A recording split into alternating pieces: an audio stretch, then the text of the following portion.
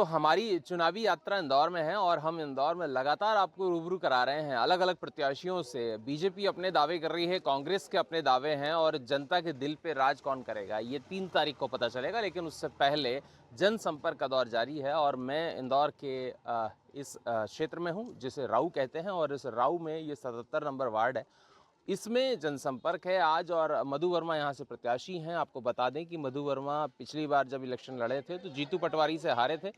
हारने का कारण उन्होंने बताया था कि वक्त कम था। और क्या वजह है इस बार के चुनाव में, इस बार क्यों जनता उन्हें जिताए, क्या कारण है, हम लोगों से पूछेंगे। और हमारे साथ कुछ जनप्रतिनिधि भी हैं, हमने बुलाया, उनको बात करने की कोशिश हम करेंगे कि किस तरह का यहाँ पर माहौल है। आपसे पहले मैं रूबरू होना चाहूँगा, आपका शुभ नाम पहले मुझे बताएं। मैं प्रियंका चौहान, पार्षद, वार्ड क्रमांक 77 से। प्रियंका जी, कितने समय से आप यहाँ पर पार्षद हैं इस क्षेत्र में? मुझे 1.5 साल हुआ है अभी। और इन 1.5 सालों में क्या कहेंगी, किस तरह का विकास बीजेपी ने किया है कि लोग आपको जिताएं? देखिए, इसके पहले हमारे जो पूर्व पार्षद थे वो मेरे देवर थे, पुष्पेंद्र सिंह चौहान जी। उसके बाद जब फीमेल सीट हुई तो मैं पार्षद बनी। तो लगातार कहेंगे हम कि जो 7 साल का कार्यकाल उनका रहा, 1.5 साल का मेरा रहा, तो 8.5 साल हम लोगों को अभी जो मिले हैं उसमें काफ़ी तरीके के विकास हुए हैं। और सम्मान्य हमारे जो मधु वर्मा जी हैं, उनके मार्गदर्शन में, उनके प्रयासों से कई काम हम लोग के जो कहीं रुकते थे वो काम भी हमारे सफल हुए हैं और काफ़ी सारे विकास हुए हैं। ड्रेनेज लाइन बहुत बड़ी एक हम लोगों ने यहाँ पे करवाई है। रोड, खंडवा रोड का जो निर्माण हुआ है वो कहीं ना कहीं मधु वर्मा जी की सौगात है। ये खंडवा रोड सभी बिलावली के, खंडवा रोड के सभी लोगों को, रहवासियों को। स्ट्रीट लाइट्स अभी जो मेन हमने अभी रिसेंट में जो काम है स्ट्रीट लाइट का हम लोगों ने किया है। स्ट्रीट लाइट की समस्या काफ़ी ज़्यादा थी सब जगह, तो हम लोगों ने कई जगह स्ट्रीट लाइट्स लगा के वो भी उन लोगों की जो भी समस्या थी उसको भी हम लोगों ने ख़त्म किया है। और विकास कार्य तो अभी काफ़ी हैं, करना बाकी भी हैं, वो भी करेंगे। बीजेपी का डबल इंजन कहा जाता है कि बीजेपी डबल इंजन के साथ काम करती है, तो बहुत सारी योजनाएं ऐसी भी हैं। आप तो स्वयं एक महिला हैं, महिलाओं के लिए इस क्षेत्र में क्या विकास किए गए?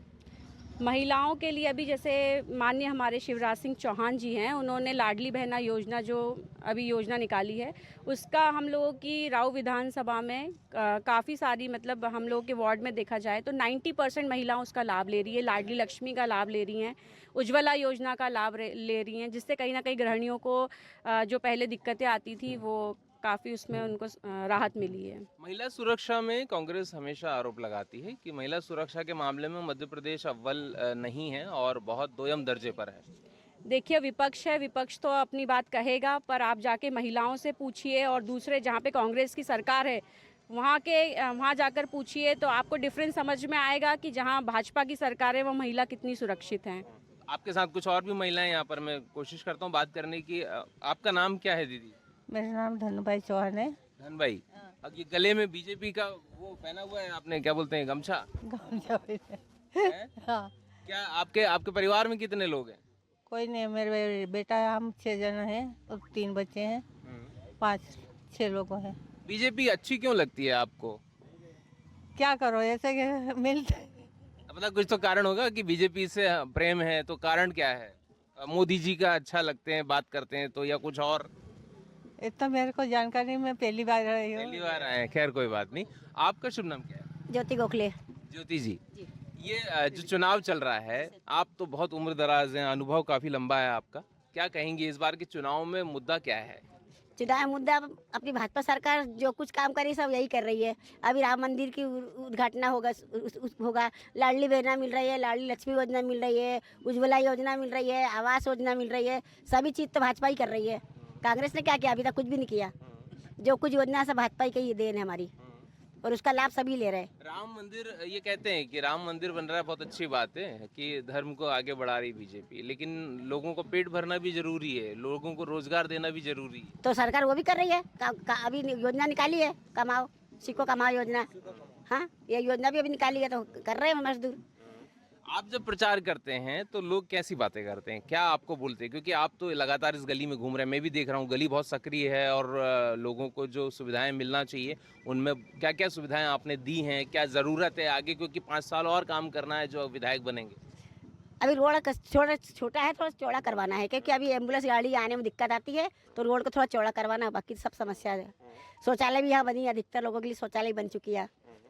एक कार्यकर्ता के रूप में जब ये कहा जाता है कि बीजेपी, आप बीजेपी की कार्यकर्ता हाँ हैं, जी। तो देवतुल्य कार्यकर्ता कहा जाता है, तो कैसा अनुभव होता है? क्योंकि ये अक्सर बोलते हैं कार्यकर्ता से कोई पूछता ही नहीं है। नहीं पूछते हैं ना, सब बिना कार्यकर्ता के तो काम ही नहीं होता। नहीं, कार्यकर्ता मेरा मतलब देवतुल्य कार्यकर्ता को कैसा लगता है, ये बात कार्यकर्ता से कोई पूछता नहीं है।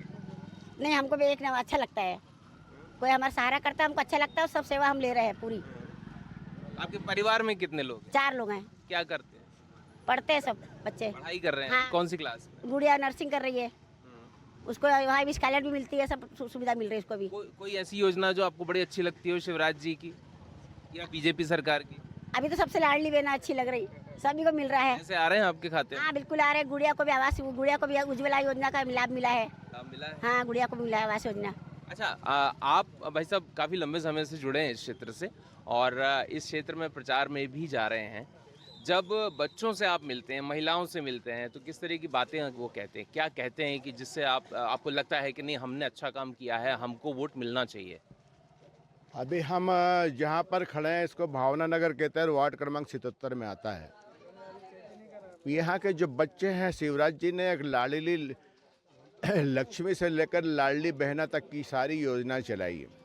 और हमारे जो प्रत्याशी सम्माननीय मधु वर्मा जी मुझे बताते हुए बड़ा हर्ष हो रहा है। लॉकडाउन का एक ऐसा समय था, एक ऐसा दौर था जब प्रत्येक व्यक्ति घर से नहीं निकल रहा था, परिवार भाई किसी का नहीं हो रहा था, लेकिन उनके साहस और हिम्मत की मैं दाद दूँगा। उन्होंने इस बस्ती के अंदर दो बार एक भी मकान ऐसा नहीं छोड़ा जहाँ पे उन्होंने राशन की व्यवस्था नहीं की हो। और राऊ विधानसभा में हमारे जो बहुत सारे लोग घरों से छुपे रहते थे, इधर उधर भाग जाते थे, लेकिन उस आदमी का साहस इतना था कि वो 1 लाख परिवारों में राशन बांटने में सफल हुआ। क्योंकि उसको पता है कि अगर मैं एक जनप्रतिनिधि होता हूँ तो मेरा एक दायित्व बनता है कि मैं हमारे यहाँ की जनता जो है उनकी सेवा करने का प्रयास करूँ। और उन्होंने, हम जिस बस्ती में खड़े हैं, 2 बार पूरे ट्रक भर के पूरी लाइन, ऐसा नहीं कि ये कांग्रेस का है कि भारतीय जनता पार्टी का, ये अन्य पूरे लोगों की लाइन लगाई और लाइन लगाकर राशन बांटने की वो सेवाएं दी, शायद वो बहुत उसको भुलाया नहीं जा सकता। ये कोरोना में सेवा करने का दावा कांग्रेस का भी है भाई साहब, तो ये कहना कि अकेला बीजेपी के लोगों ने किया काम, क्या ये ठीक है? नहीं, कांग्रेस के लोगों का दावा जरूर हो सकता है। कांग्रेस के लोग बहुत सारे दावे करते हैं। कांग्रेस के लोग तो ये भी दावा करते हैं खंडवा रोड हमने बनाया, लिम्बोदी रोड हमने बनाया, लिम्बोदी में लाइटें हमने लगवाई। ये जितनी भी योजनाएं कांग्रेस के जो दावे करते हैं वो सारी योजना मधु वर्मा जी ने की। वो तो कहते हैं हमने 27 ब्रिज बनाए। हम कहते हैं सम्माननीय मुख्यमंत्री जी आए थे, बोरको चौराहे का ब्रिज का भूमि पूजन किया, IT पार्क का और वर्चुअल भूमि पूजन किया रेती मंडी में। और खंडवा रोड पे 10,000 की पब्लिक यहाँ पर मौजूद थी, मैं स्वयं उसमें मॉनिटरिंग कर रहा था। सम्माननीय मनीष सिंह जी कलेक्टर थे, शुरुआत से लेकर अंत तक वो काम का श्रेय मधु वर्मा जी को जाता है। लेकिन मेरे मित्र जो हैंगे पूर्व अभी विधायक है जीतू पटवारी जी, पूरा उनके काम का श्रेय वो मान रहे हैं, साफा वो मान रहे हैं। वो एक अच्छी चीज़ नहीं है। उन्होंने प्रेस कॉन्फ्रेंस ली, हम उसमें मौजूद थे। उनका कहना है कि अगर मधु वर्मा जी ने काम किए तो वो लिख के साइन करके बता दें कि मैंने काम करवाए हैं। नहीं तो जीतू पटवारी जी हमको फोटोग्राफ्स बता दें कि हमने ये इस कार का भूमि पूजन किया और यहाँ पर 5,000 से लेकर 10,000 पब्लिक आई। हम एक फोटो वो वीडियो वायरल करवा के दे दें कि खंडवा रोड पर जब मुख्यमंत्री जी आए थे तो उनके सानिध्य में ये कार्य हुआ। ये ब्रिज भोरकुआ का जो बना तो उनके सानिध्य में हुआ। हमें फोटोग्राफ दे दें, हमें भूमि पूजन के कार्य दे दें। और उन्होंने जो भूमि पूजन किया है, जो भारतीय जनता पार्टी राऊ रंगवासा में मधु वर्मा जी और सांसद जी द्वारा एक राऊ रंगवासा का रोड स्वीकृत किया था, हमारे कार्य योजना को उन्हें चुरा लिया। उनने कैसे चुरा लिया? जब मालूम है कि ये भारतीय जनता पार्टी शंकर ललवानी मधु वर्मा जी इसका भूमि पूजन करना चाह रहे हैं, तो उन्होंने 2 दिन जाके पहले नारियल फोड़ दिया। अब ये चुराने का काम तो वही लोग करते हैं। अब वो श्रेय लेने की राजनीति कह रहे हैं वो अलग है। लेकिन बाद में हमने विधिवत अधिकारियों को बुला के सम्माननीय मधु वर्मा जी के माध्यम से हमारी भारतीय जनता पार्टी का संगठन खड़ा रहा और उन्होंने उसका भूमि पूजन किया औपचारिक। जैसे आप कह रहे हैं मधु वर्मा जी के माध्यम से, उनका ये कहना है कि ये तो विधायक निधि का काम है, विधायक के जरिए होंगे। नहीं, ये विधायक निधि नहीं है। आप जाकर जानकारी निकाल लो, पैम्पलेट निकाल लो। ये इतनी 3 करोड़ की राशि मिलती, 5 करोड़ की, 1 करोड़ की राशि कहीं बता दें हमारे वार्डों में कि उन्होंने 25 लाख भी यहाँ पर लगाए। विधायक निधि से ये संभव नहीं है। आपको पता है कि 100 करोड़ के काम है, 52 करोड़ के खंडवा रोड के काम है। ये विधायक निधि तो आ ही नहीं सकती ना, तो कैसे श्रेय ले सकते हैं उसका?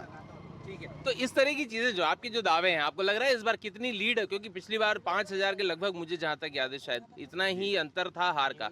इस बार क्या आपको लग रहा है कितनी लीड जा सकती है मधु वर्मा की? देखिए, मधु वर्मा जी जब से चुनाव हारे थे, उनको एक बार की चिंता सता रही थी कि मैं चुनाव जरूर हार गया हूँ, लेकिन मैं लोगों का दिल नहीं हारा हूँ।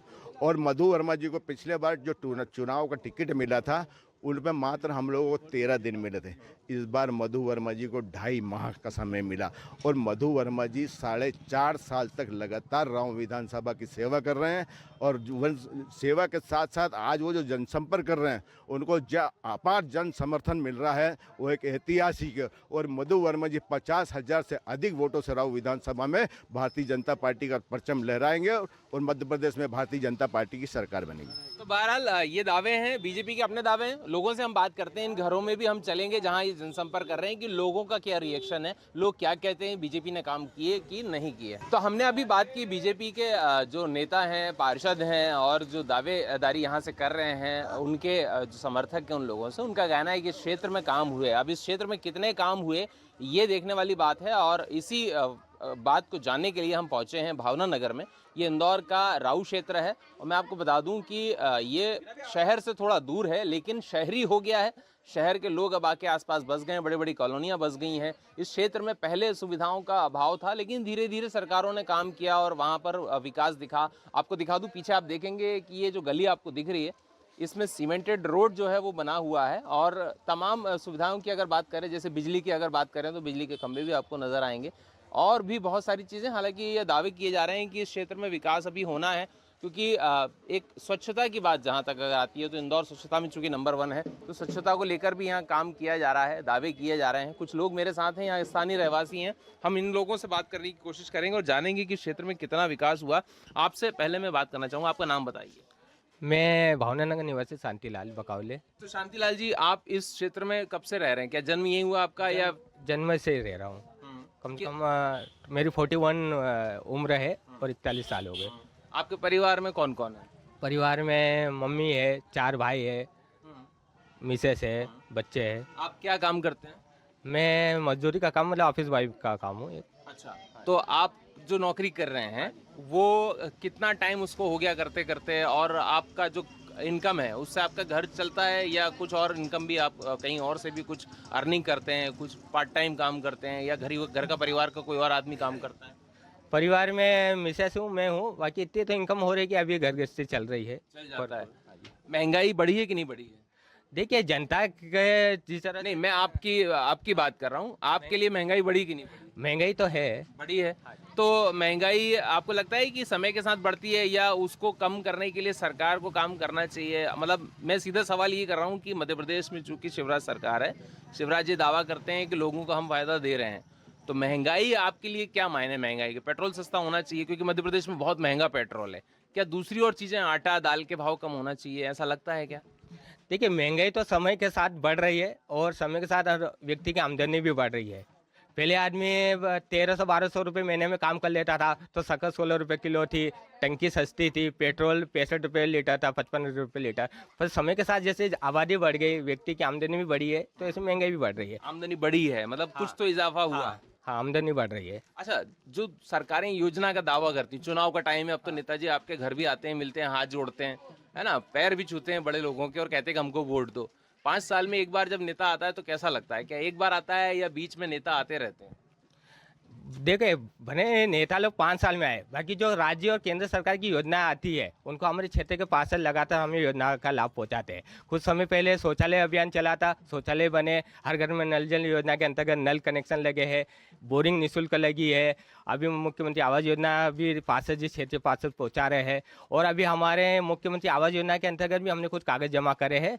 सबसे बड़ा एक विकास है कि अभी इंदौरी शहर में भावना नगर होने के बावजूद भी कुछ गरीब बस्ती में हम ऐसे लोग हैं जो हम योजना का लाभ सिर्फ मुख्यमंत्री आवास योजना के तहत रुके हुए हैं, बाकी तो हर योजना का लाभ मिल रहा है। ज्यादातर योजनाओं का आपको लाभ मिल रहा है। जिस तरह का दावा भाई साहब किया जा रहा है, आप तो बहुत उम्र दराज हैं, आपके बाल तो काफी सफेद हो गए, चुनाव कई सारे देखे होंगे। देखिए, मेरा नाम भारत खेड़े है और राजनीतिक कार्य में मैं 50 वर्षों से हूँ। मैं ज़्यादा आपको नहीं बताऊंगा, यही बताऊंगा कि जितनी भी विरोधी पार्टियां हैं आज सरकार के सामने, उन्होंने इस नगर में वो अपना कोई काम बता दे तो मैं उसे अपना सारा जीवन इनाम में दे दूंगा। कांग्रेस हो या कोई बहुजन पार्टी हो, कोई सा भी दल हो, यहाँ जो काम किया है इन 40 वर्षों में भारतीय जनता पार्टी के अलावा किसी दल ने काम नहीं किया है। जैसे पानी, रोड, बिजली, जितने भी शौचालय, जो भी कुछ हुआ है केवल भारतीय जनता पार्टी ने इस नगर में काम किया है। बाकी दूसरे दल फाकालाजी करके निकल जाते हैं। मुझे आज तक 5 वर्ष के अंदर विधायक महोदय ने दर्शन नहीं दिए हैं, न किसी को दिए हैं। तो बताइए ये क्या काम करेंगे हम गरीबों के हित में? कुछ नहीं करने वाले। दादा, जैसा आप बोल रहे हैं, आपका अनुभव है, इसीलिए सवाल आपसे भी कर रहा हूँ कि पिछले कई सालों से बीजेपी की सरकार है और जीतू पटवारी फिर भी जीतते आ रहे हैं इस क्षेत्र से, तो कारण क्या है?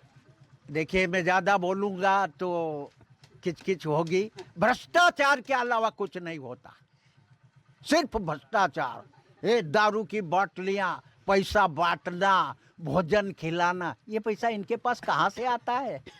वही सरकार के खजाने को लूट करके ये ऐसा करते हैं। लेकिन हमको इन 40 वर्षों में भारतीय जनता पार्टी और हमारा एक मसीहा जन्मा है जिसका नाम है नरेंद्र मोदी। उस महान पुरुष ने इस देश के अंदर क्या नहीं किया है हमारे हित में। आज मेरे समय में मुझे 6ठी क्लास में इंग्लिश मिली थी। आज मेरा बेटा, मेरा पोता है जो कक्षा 2री में है, जिसको शिवराज सिंह सरकार ने मेरे को, मेरा पोता कहता, where are you going my dear दादाजी। मुझे कितनी आज खुशी हो रही है कि मेरा पोता 2री क्लास में इस तरह का इंग्लिश बोल रहा है। ये लोग बताएं कि गरीबों को इन्होंने केवल अपने गांव, जन्म गांव से हिंदुस्तान में पलायन करवाए हैं, बाकी उनका सुधार कुछ नहीं किया। ये यही करेंगे, रात्रि को आएंगे, दिन को आएंगे, केवल चुनाव, बाकी बीच में नहीं आएंगे। ये बीजेपी ने दादा धर्म को मुद्दा बना लिया, ये कह रहे हैं लोग। ये अब वो तो राजनीति है, करना पड़ेगा धर्म को। जैसे सनातन, ये वो ऐसी बातें पैदा होती है, ये हमारे लिए काम की बातें नहीं है। करेंगे वही राजनीति लोग, बाकी हम गरीबों के हित में ऐसी बातें हमको नहीं चाहिए। तो राम का नाम बार बार क्यों लेती है बीजेपी? लेते हैं, क्या करो, हम हिंदू है। इन मुसलमानों ने क्या क्या नहीं इस देश में किया है। मंदिरों को इन्होंने मस्जिदें बना रही है। उदाहरण के लिए वो राम मंदिर, बाबरी मस्जिद तोड़ी, वो गलत थोड़ी है। ये उनको झूठ कह रहे कि उसने, कोर्ट ने गलत न्याय दिया। क्या आज बातें करते हो तुम लोग?